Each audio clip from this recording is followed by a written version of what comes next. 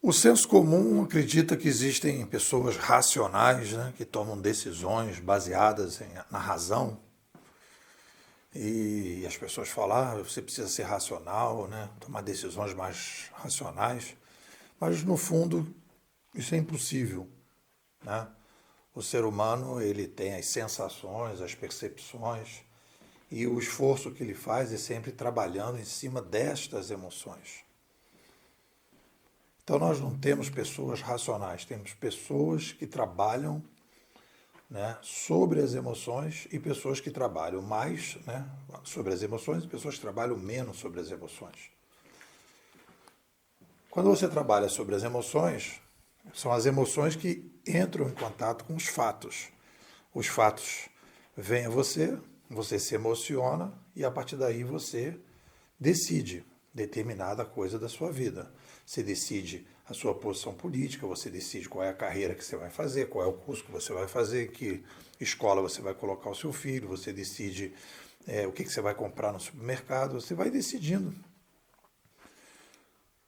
E essas decisões, a qualidade dessas decisões tem a ver com a taxa que você pratica em relação ao emocional ou ao racional. Quando você começa a muscular a sua percepção e vai trabalhando com a lógica em cima das emoções, você vai reduzindo a possibilidade de tomar decisões piores. Ou seja, você vai melhorando a qualidade das suas decisões. Porque você vai colocando mais fatos, os fatos vão ganhando, você vai limpando os fatos.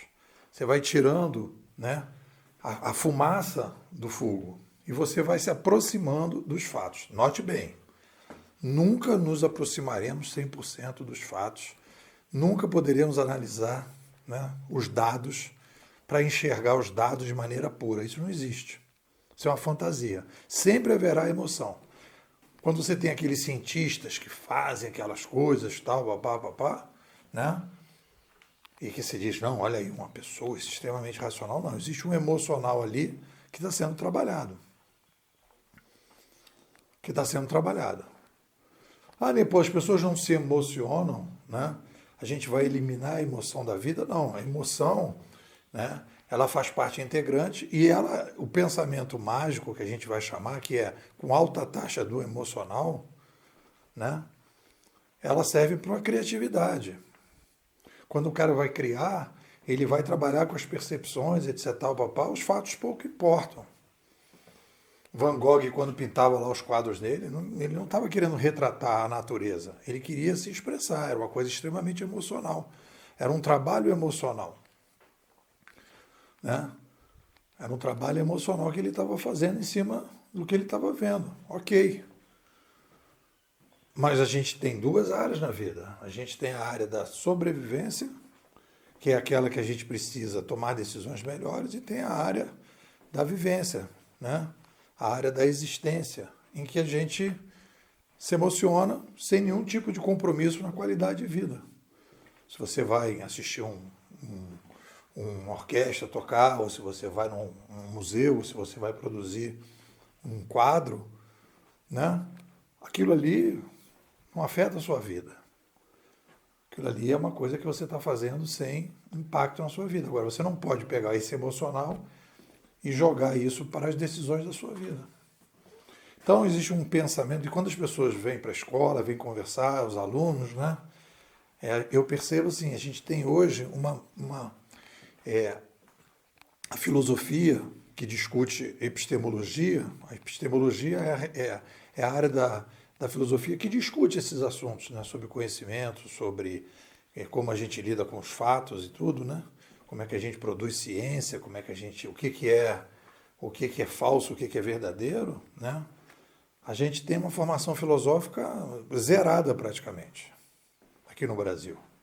E essa formação filosófica, não só ela é zerada, quando aparece a filosofia, ela aparece como uma história. É quase como se fosse uma aula de história focada.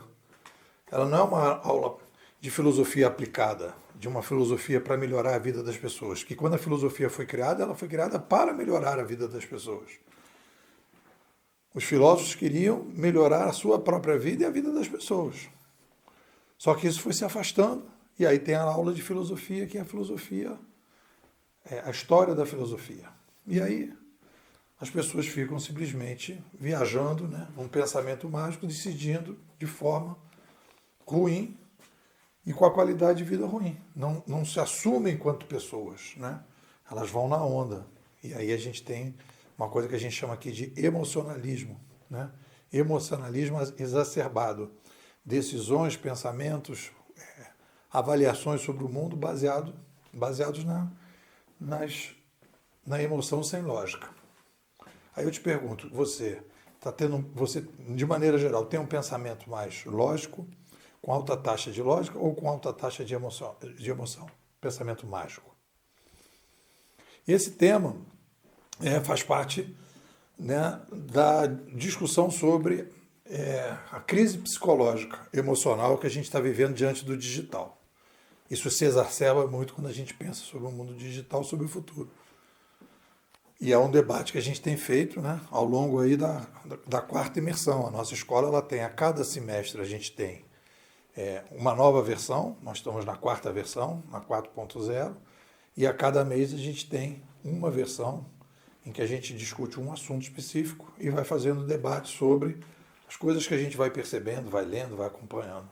E eu queria te convidar para fazer parte da melhor escola de futurismo do Brasil, né, em que a gente tem uma narrativa consistente, a gente pratica um futurismo competitivo, um futurismo que a gente chamou ontem de futurismo extraordinário, né?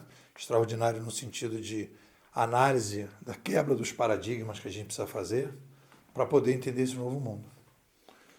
E pô, como é que eu faço? Manda um zap, 21 99 608 6422. Vou repetir, 21 99 608 6422. Depois quero ser bimodal.